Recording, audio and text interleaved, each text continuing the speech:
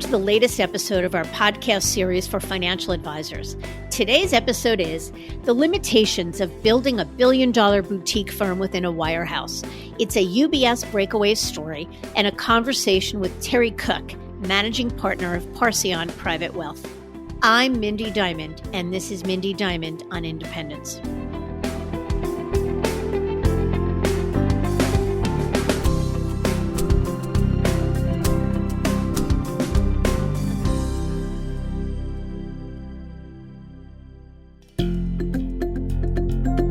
This podcast is available on our website, diamond-consultants.com, and on advisorhub.com, as well as Apple Podcasts and other major podcast platforms.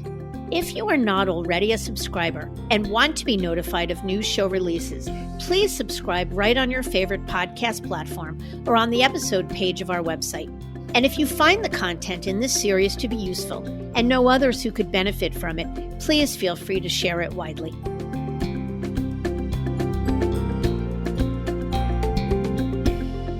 We recently surveyed subscribers to both this show as well as our Perspectives blog to get their input on guests and topics. And it came as no surprise when interviews with breakaways led the pack in responses. As listeners shared, it's the candor of the guests and the conversations around the unique journeys that they found most compelling. And many noted that these stories helped them to better visualize what their own journey could look like. That is, turning what is an intangible into something real and comprehensible, so that listeners could better understand not just the thinking behind each advisor's decision to make the leap, but also the inherent differences that these breakaways realized once they left the wirehouse world, sharing what they can do as an independent that they couldn't as an employee. With all that in mind, we thought it important to kick off the new year with a breakaway story, one that was both relevant to many advisors, yet unique as many leaps are. So just over a year ago, Terry Cook was managing $1.3 billion in assets at UBS, a business he built over nearly 3 decades in the wirehouse world, 17 of them at UBS and 9 years prior at Merrill. As Terry tells it, his 13-member team operated much like a boutique multifamily office within the wirehouse, serving a small number of clients, primarily affluent, multi-generational business owners. And as time went on, he found his clients wanted more from his team beyond investment management, from booking travel to advising on healthcare choices. All things, as he put it, that would give any wirehouse heartburn, should you even consider it. In fact, when Terry submitted a plan for a presentation for a group of prospects that were high net worth entrepreneurs, it was returned redlined just days before the presentation, with many lines deemed not the advisor's role. As a self-proclaimed planner and problem solver, Terry realized that firms like UBS don't have the scale for a business like his. Ultimately, to meet the additional lifestyle management demands of his clients, be more nimble, and offer a broader suite of services, he'd need to make a change. So in October of 2019, Terry and partner Kyle Cowett and their team left UBS and launched independent RIA firm Parsion Private Wealth in Bellevue, Washington.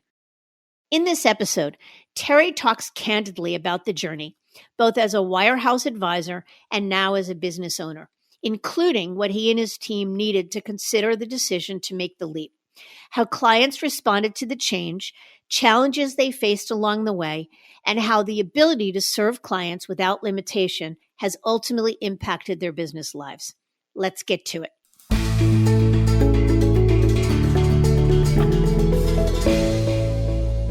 Terry, thank you so very much for joining me today. Oh, it's a pleasure to be here, Mindy. Thanks for having me. Terrific. Lots to talk about, so let's jump in. I guess let's start at the beginning. Tell us a little bit about yourself, Terry. Well, first and foremost, I'm a father of 3 wonderful kids and, been in our business here going on, 28 years. Spent my whole life in the Pacific Northwest. Love it here, love the outdoors, and love what I do. How great. Okay, so let's rewind a little professionally. You and your team left UBS in October of 2019 to go independent and form Parsion Private Wealth. Tell us a little bit about what your team and business looked like when you left UBS. Yeah, there was 13 of us at the time on the team, and we operated very much as a boutique within a wirehouse, almost operating kind of as an RIA within the firm. So focusing on business owners, focusing on planning, focusing on a holistic approach, and relatively few clients, larger families, multi-generational wealth, and serving pretty much the same families that we're serving now. And about how many families and about how much under management? When we broke, we had about 45 families that we worked with, a little over, right around 1.3 billion, and we're at just about 1.5 billion today.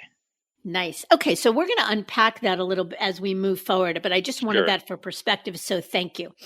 So tell us what the name Parsion means and why you chose it. Well, as it turns out, naming a firm isn't as easy as you might think. I'm sure you understand and appreciate that. But Parsion, we were very excited to choose it, and we had a marketing firm that helped us come up with it. But Parsion, as it turns out, means partner in Old French, which really resonated with us.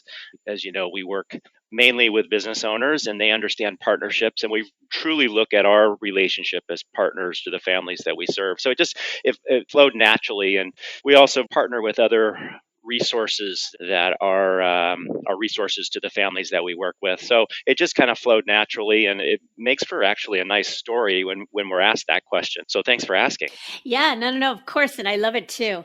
So how long did it take you to get back to your pre-move assets in terms of AUM from the time you left till you got back there?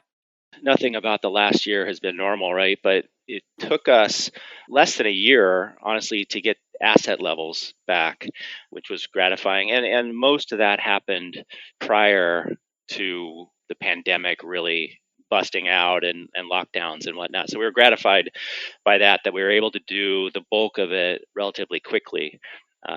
It was under a year, and not necessarily, I would say about 90% of the families that we invited to make the move with us have come over, and we're kind of in the transition phase for the last of those families. So it's gone better than expected, but kind of exactly as we'd hoped. Right. So I guess a couple things about that. I imagine that having a small number of relationships, 45 relationships in your case, made it easier to handicap those that were going to move and more likely that you'd be in deep with them and confident about the move. Yes, although as you know, it's a major change in 26 years with wirehouses, and that's how I built the practice, and that's was my industry experience to that point. There's always a bit of trepidation, sometimes more than a bit, in a move like that. So while I was confident on the strength of the relationships and the depth of the relationships, there's always a bit of stress around that and uncertainty. And I think that that's actually a really good point. I think that even though I am certain it's true that having 45 families money you manage as opposed to 450 makes it an easier move, but not necessarily any less scary. There's always surprises. You're essentially putting your clients up for bid when you're going to move, especially when you're making such a significant model change, going from wirehouse employee brand name recognition to independence. So, talk to us a little bit about that fear. How scary was it? And what ultimately helped you to sort of say, you know what, I'm doing it regardless?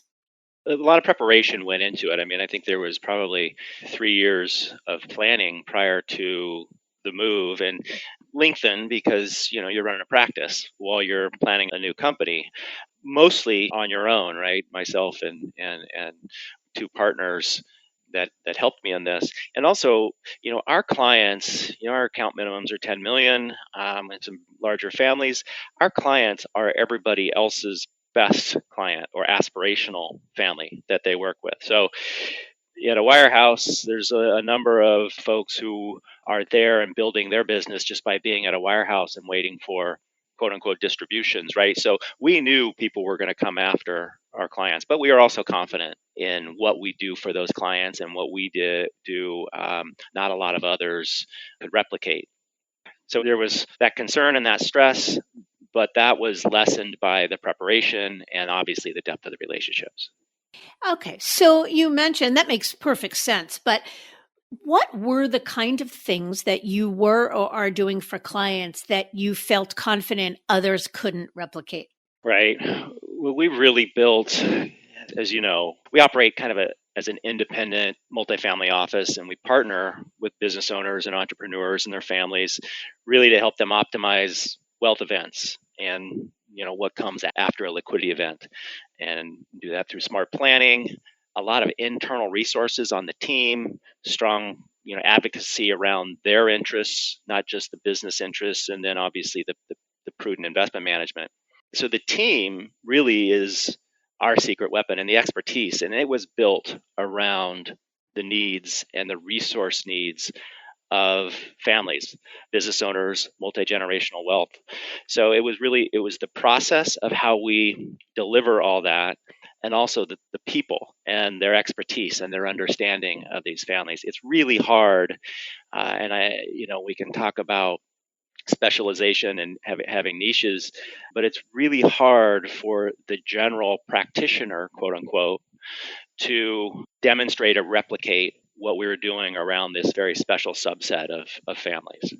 Yeah, and you mentioned at the beginning that you are bringing additional resources to clients. So, is there anything specific that you are doing for these wealthy clients that they couldn't get done elsewhere? Like a specific example of what that might be? Not that they couldn't get done elsewhere, but people don't approach the business. I think other practitioners aren't approaching the business like this. I do like to think that we have, just from the number of liquidity events and number of families like this that we've been through, you have a number of reps and see things over and over again, and you become an expert, right? You can deliver a higher level of service and solutions in that. So the specific examples, I mean, we do everything from obviously the cash flow modeling and the depth of giving them visibility of what a potential exit would look like to them prior to going through that, and all the pre-liquidity event planning, etc. And again, that's not a specialist that we bring in from outside. That's the resources of the team.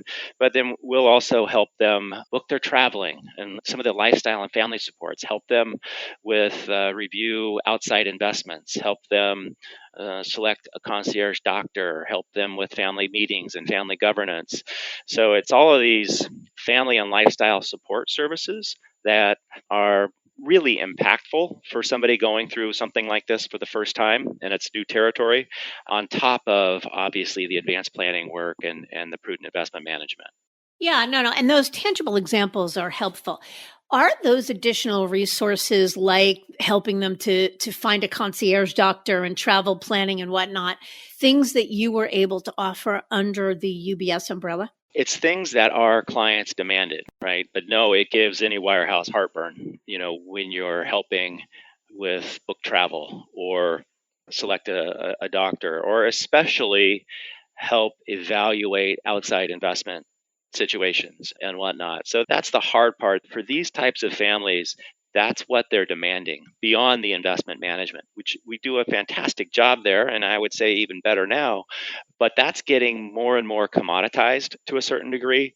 And so the ability for us to look beyond that, reach beyond that, and really help that which is most important, clients' families, clients' health, their lifestyle, not as experts, but as the ability to bring in experts in these respective areas, that's a game changer. And it's been huge for our practice. Yeah. So, what was the lens into that? In other words, clients are demanding it, but many of them, it sounds like, have been your clients for a very long time at UBS. So, what was your lens into saying, hey, I'm going to have to leave and build an independent firm if I want to be able to really offer them what these clients are demanding? First off, UBS is a great firm, and there's some really good people there, some great advisors who deeply care about their clients. But it doesn't scale when you're delivering some of this. If you think about the 7,000 advisors at UBS, or the 15 to 20 at Morgan Stanley and Merrill Lynch, and the hundreds of thousands of clients that they serve or attempt to serve, our clients look very specific. And the firms are going to build resources around what the bulk of their clients need and what is most cost effective.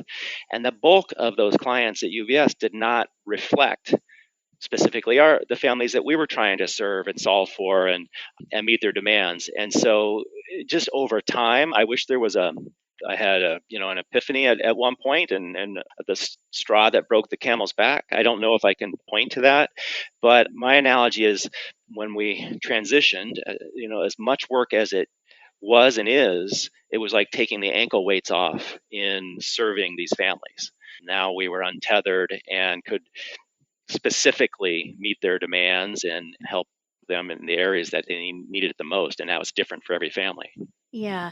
And so, in the first place, when you first began practicing, how did you decide to build a practice focused on the liquidity planning for the ultra affluent market? Mm-hmm. I began at Merrill Lynch 27 years ago.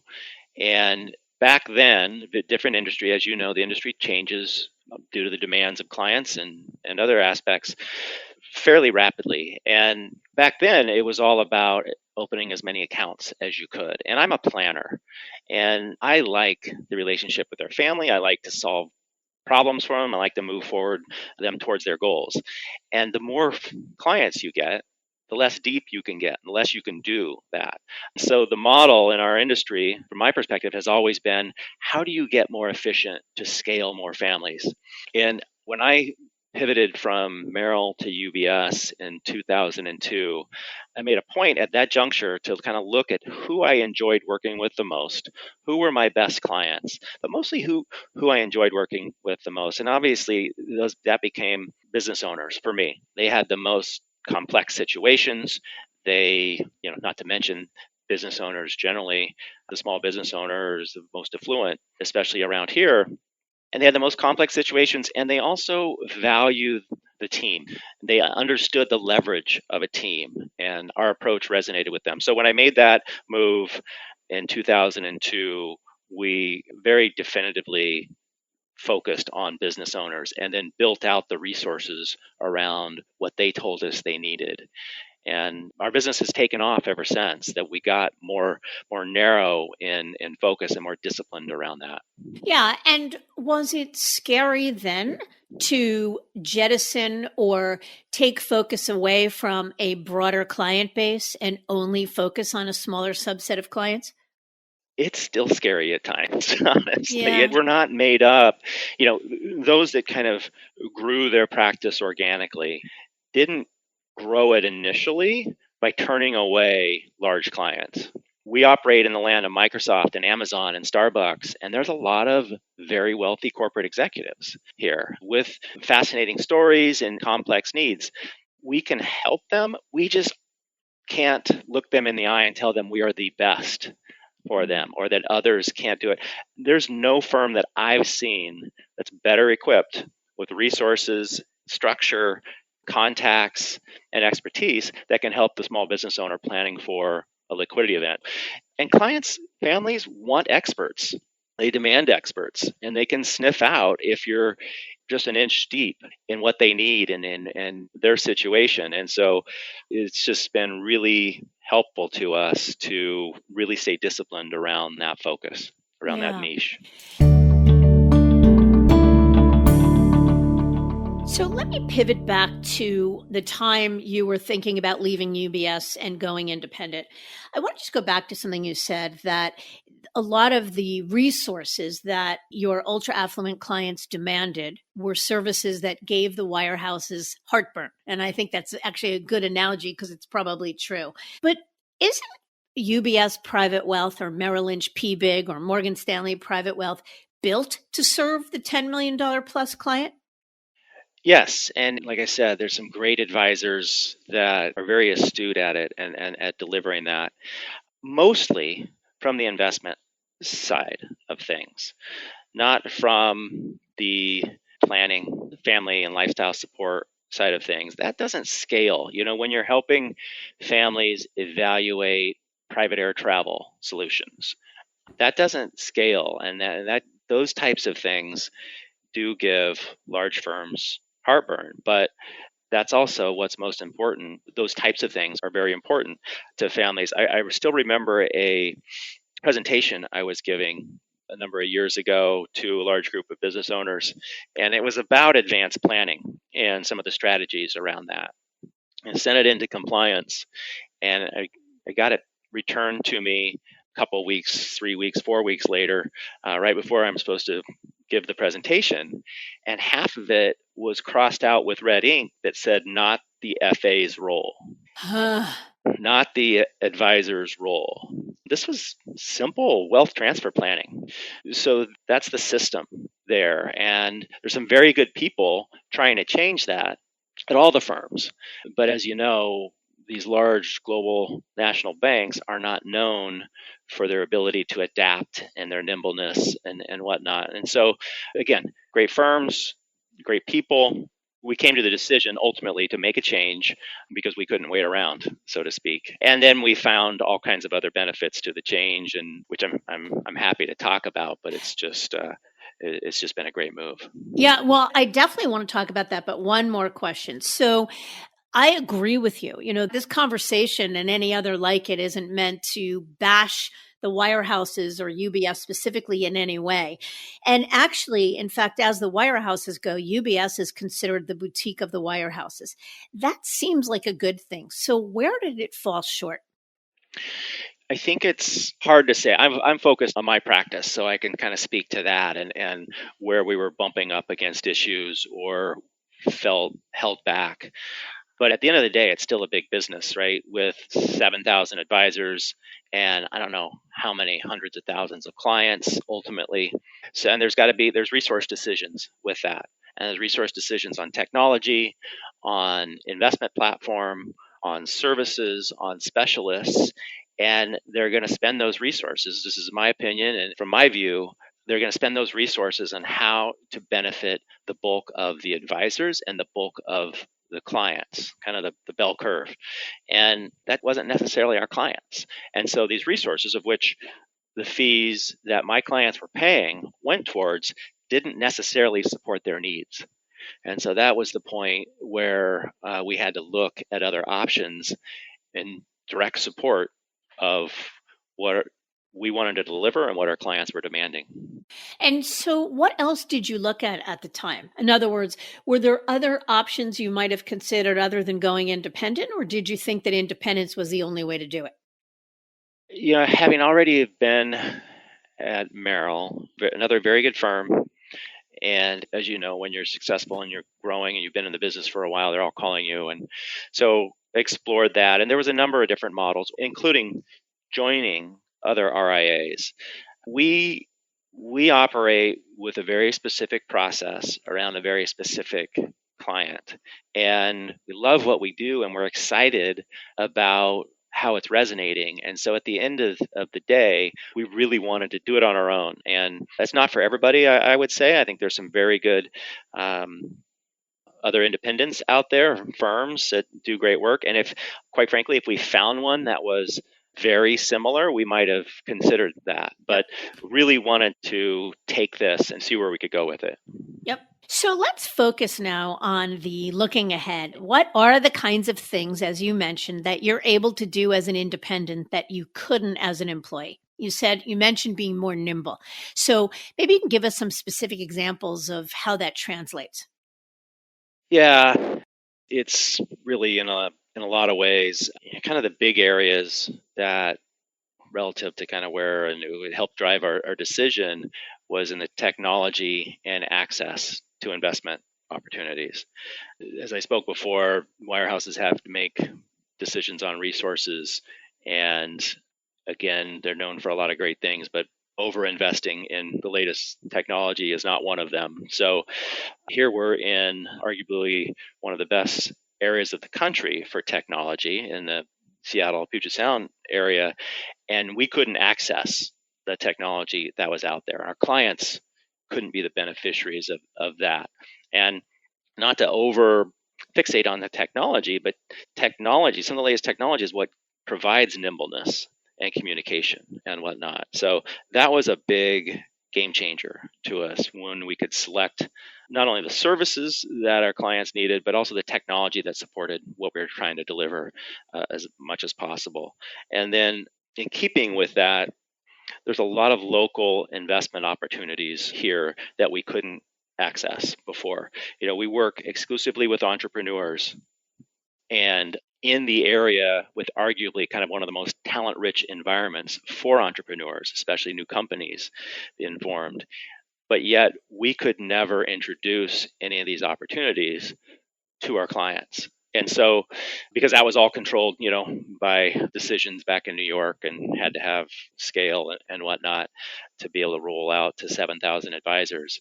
So now we're able to, on a selective basis, introduce our clients to opportunities here local, investment opportunities local, and entrepreneurs want to support other entrepreneurs. So while it might be just a corner of their portfolio, the opportunities in venture capital around here are pretty exciting.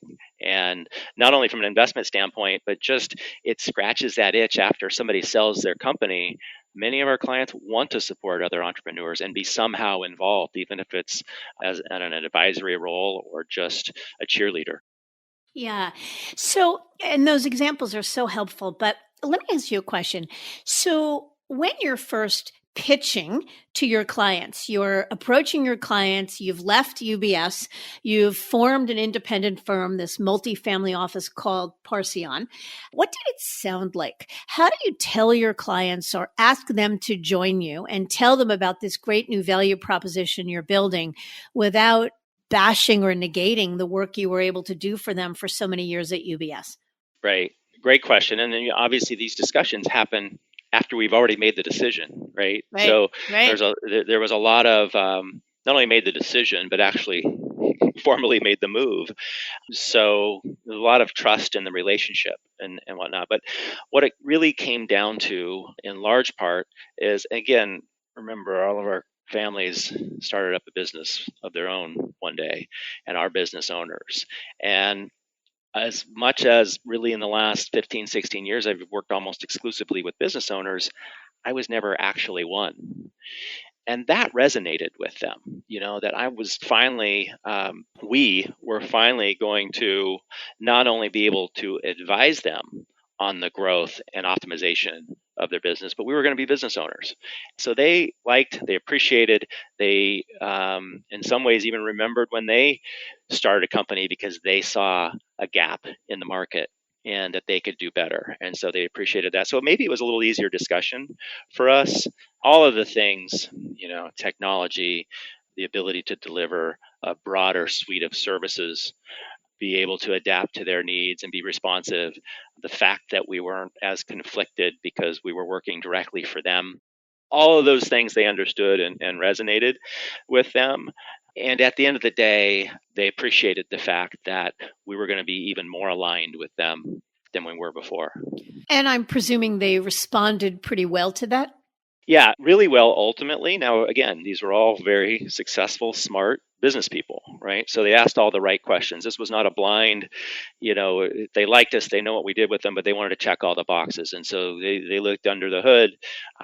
We talked about where their funds are going to be custodied, the technology behind that, the safety and security, all of those things. These are very discriminating, smart business people. And that is what I love about working with them.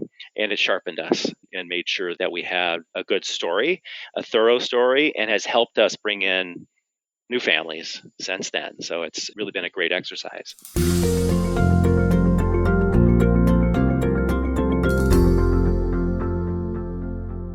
Any limitations you run into as an independent? Any issues replicating? I mean, you mentioned technology is better in a technology-rich environment, platform in terms of private investments, interesting. But any issues at all with limitations on any sort of technology, platform, services, thought leadership, et cetera? Good question. I would say the limitations are the fact that there's so much choice. And there's only so much hours in the day, and everything takes time to implement, to learn. So we've found it's really important to do your homework, to ask around, because it can be overwhelming. the technology and the interplay and between the different technologies. So that's the number one thought when you ask that question, is just sometimes being handed a limited package of technology and or whatever it is nice, right? Because you just don't have a decision to make. You just got to try to figure out how to make it fit. Now we can structure the technology to exactly what we need, but then there's the learning curve aspect of it, not only for your clients, but for your team and yourself. So we hear that a lot. There are very few successful financial advisors that wouldn't be able to wrap their head around and be jazzed by the same things you saw: the ability to customize, the ability to have more control, the ability to offer better resources, the lack of limitations. But when and if they decide not to go independent, it's often because they feel overwhelmed by too much choice and say, we just want to focus on what we do best and leave the business management and the choices to others. And you're right, there's comfort knowing that there are limitations and guardrails. So I guess, how did you ultimately get past that? well, we keep our eyes on the horizon and what we're trying to achieve and provide. And we're not afraid of extra work and extra time. I mean, I think you don't start up your own firm if you're trying to minimize the work. You can join another firm, and there's a lot of value in that. So really, it's just by rolling up our sleeves and figuring it out. And as you go, you get better at it. You ask better questions. You learn very quickly. And we all know this intuitively, but the low-cost provider, as scary as it is to go in and manage a P&L for the first time, especially early on when you don't have any P, the tendency can be to just, what's the cheapest? They look the same. I'm going to go with the lowest cost. Well, there's usually a reason for that. And so there's all these lessons that you learn as you go on that you get better with. And we've done that and continue to learn, and we'll always continue to learn on that. Then you look up and you see, gosh, look what we're doing now. Yeah, look what I accomplished, of course. Yeah. Terry, I know that one of the things that's very important to you, you're really committed to recruiting other advisors to your firm to grow inorganically. Why is that? What are you looking to accomplish by doing that? Well, it's not just advisors, it's everybody throughout the firm. I mean, our message, our process is resonating, and our growth is only going to be impeded by any inability to attract talent. Or looking at the other way, we're going to grow as fast as we can attract good talent, and we've been able to do that so far. So inherently, our model attracts people who are very entrepreneurial in nature. The fact that we're less kind of bound by predefined plans and approaches gives us the ability to serve our clients in ways that involve not only a rock solid understanding of wealth management, but also allows us to tap into new approaches. So we're looking for that kind of rare combination of skills and talents that at times can make recruiting difficult. But when we find a candidate that fits the bill, that candidate is almost always happy in this environment and in this culture. Yeah. And speaking just to an advisor, a financial advisor. So let's say an advisor who's at your former firm or at Merrill Lynch, at Morgan Stanley, or even who is the employee of another RIA firm, another independent firm. What is it that you believe Parsion offers that would make the firm a choice destination for that advisor versus any other, either any other RIA or staying within a wirehouse? Well, first, it's got to be that passion and understanding around working with business owners and all the complexities that go into that. And like I said, the planning work. We're looking for and would expect talents around the traditional wealth management. But, more broadly, we're looking for that Renaissance man or woman, those who know more and seek to know more than most. It's not just about the investment side of it. Just really want to understand the nuances and dig into that on the planning side and the family side. So just a general understanding about things that affect our clients and their trusts, the M&A needs, their estate planning, obviously. In short, they need to have an aptitude to understand bigger and often more subtle issues that are more important to our clients. And how about joining Parsion? What would be your advice if someone were saying, look, I want to go independent. I'm thinking about either building my own firm or joining Parsion. What would be the benefit of joining Parsion? Well, there's certainly the learning curve of the last year from an operational side and the ability, the fact that we've really attracted some world-class talent, both in the operations and on the investment side. So there's the benefit of that. And there's also, I would assume these would be individuals who are focused on the business owner space. And again, by us being disciplined around that focus and the network that we have here in not just the Pacific Northwest, but the West, we're really building a brand around that. So whoever joins us is going to be the beneficiary of that brand. And that puts the wind at their back when trying to build their practice and attract clients. That makes sense. That definitely makes sense. And how do you think about structuring compensation versus a more traditional firm like a Wirehouse? Yeah, I think, the big difference is at a smaller shop, we have obviously more visibility into our team's talent and how we can develop those talents. So that in turn helps our team members be more successful in serving clients and ultimately makes them more valuable to the firm.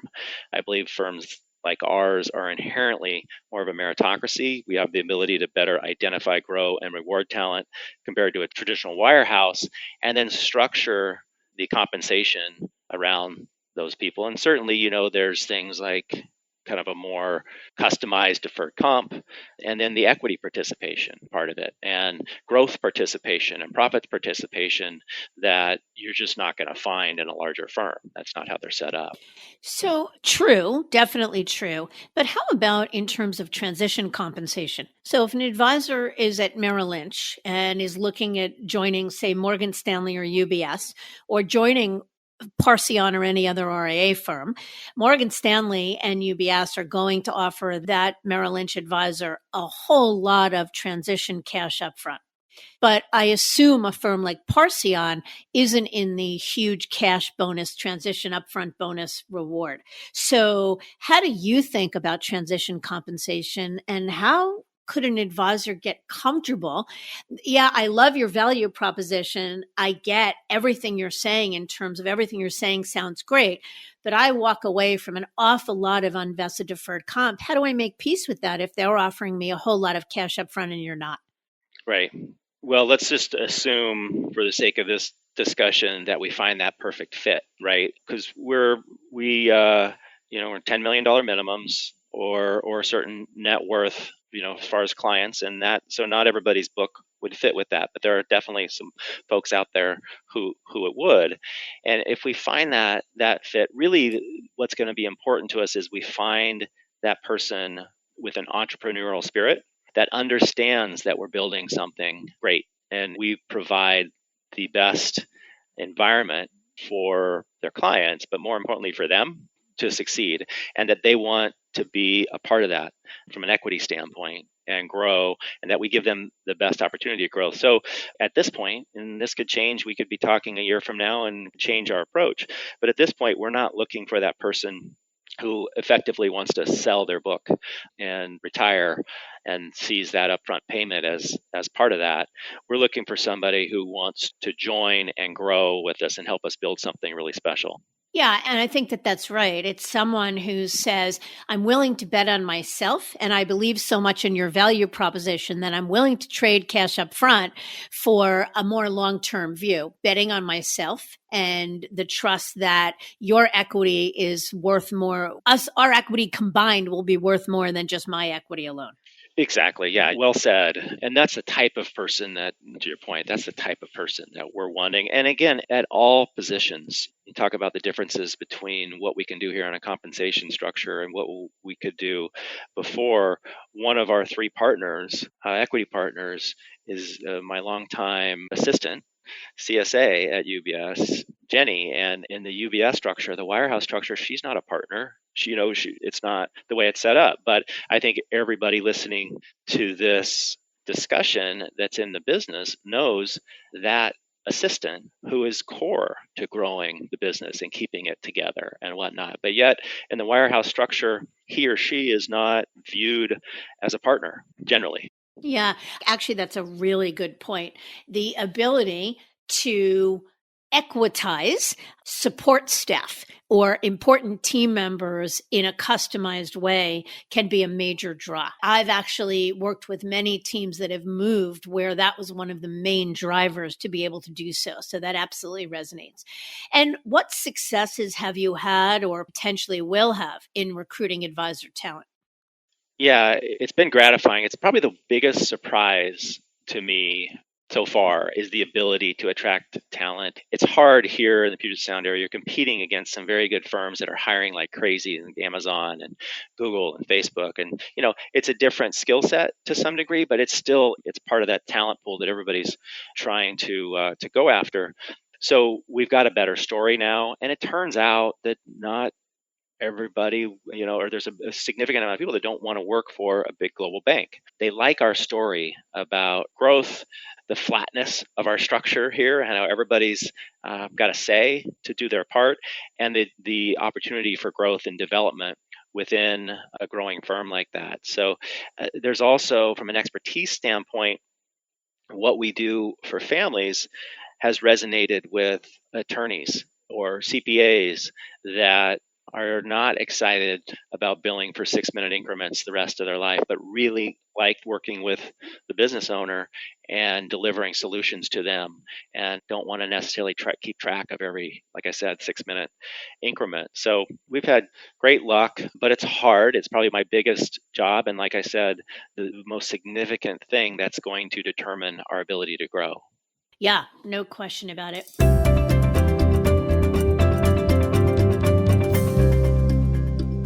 One final question, Terry. How do you spend your days now as a business owner versus how you spent them as an employee at UBS?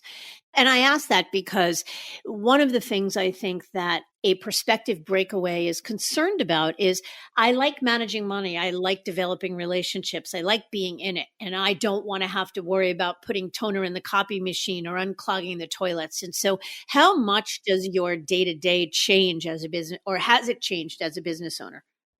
It's certainly changed. It's more fun now, and not less work for sure, but more control. But to a large degree, the large part of my day hasn't changed that much. I've got more tools, I've got better technology, got better access to opportunities for clients. And so the bulk of my day is very similar. A few more people to manage because we're growing. And so it's a little bit more about helping them communicate to clients and with the planning work and whatnot. Early on, I made probably a few of the best decisions that I've made, and I've made mistakes too, in hiring a COO and an operations team to do all that. And these were people that I was lucky to get. I would have never been able to attract this level of talent before. And so they're seeing the growth and they're giving the autonomy. And so they pretty much run the day to day. Same thing I did that in the investment team is hired some talent there. So that has helped a lot. And now I still have meetings to get updates from them and make some major, the bigger strategic decisions and whatnot. But it can all be solved for. But that first year is a lot of work and there's a lot of nights. Don't want to sugarcoat that. If I just joined another RIA as a plug-in, then it would have lessened a lot of that. But we were determined to kind of build this on our own. What I hear you saying is that it's not for the faint of heart, but it was well worth the effort. I've never worked so hard, Mindy, but I've never had so much fun. Yeah, it sounds that way. And I think everybody I've interviewed said the same thing. They all say, oh, my regret, why didn't I do it sooner? Nobody ever says, I wish I could go back. Exactly. Yeah, why didn't I do it sooner? But everything's right. Everything happens for a reason, and this was the right time for my team and for our clients. You bet. Terry, this has been absolutely delightful. And I know you're only a year and a couple of months out and launched this with the pandemic, having started in March, really taking over a good percentage of the time you've been out. So my hope for you is that it continues to get easier and more fun over time, and can't wait to hear more about how you grow this thing. Well, thank you, and thanks for all the work that you're doing for the industry out there, and for quote unquote liberating folks who are true entrepreneurs or truly want to kind of see where they could take things. It's stressful, and it's good to have, and that's one of the things. We had a good team around us, and it's super important as you're making this transition. It's like I tell business owners, you don't want to go through a sale for the first time without a bunch of people around you who have been through many, and that's what you do for folks. You give them visibility and comfort. So it's great work, and appreciate you and your team. Thank you for that. I appreciate that too. I appreciate the kind words. Thanks for having me. Pleasure.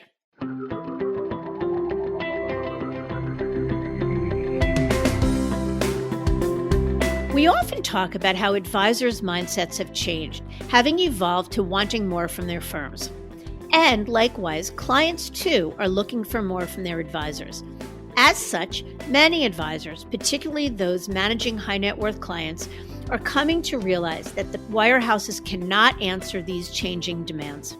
As Terry put it, large firms simply can't scale when it comes to offering customized services. For him, making the leap was like taking the ankle weights off in terms of how he served his clients and grew his business. Now untethered, he and the team at Parsion could specifically meet their clients' demands and help them in the areas that they needed the most. I thank you for listening. And I encourage you to visit our website, diamond-consultants.com, and click on the Tools and Resources link for valuable content. You'll also find a link to subscribe for regular updates to this series. And if you're not a recipient of our weekly email, Perspectives for Advisors, click on the blog link to browse recent articles. These written pieces are an ideal way to stay informed about what's going on in the wealth management space without expending the energy that full-on exploration requires. Feel free to email or call me if you have specific questions. I can be reached at 908-879-1002 or by email at mdiamond@diamond-consultants.com. Please note that all requests are handled with complete discretion and confidentiality. And again, if you enjoyed this episode, feel free to share it with a colleague who might benefit from its content. And a special thanks to AdvisorHub.com for sharing this podcast with its viewers and subscribers. This is Mindy Diamond on Independence.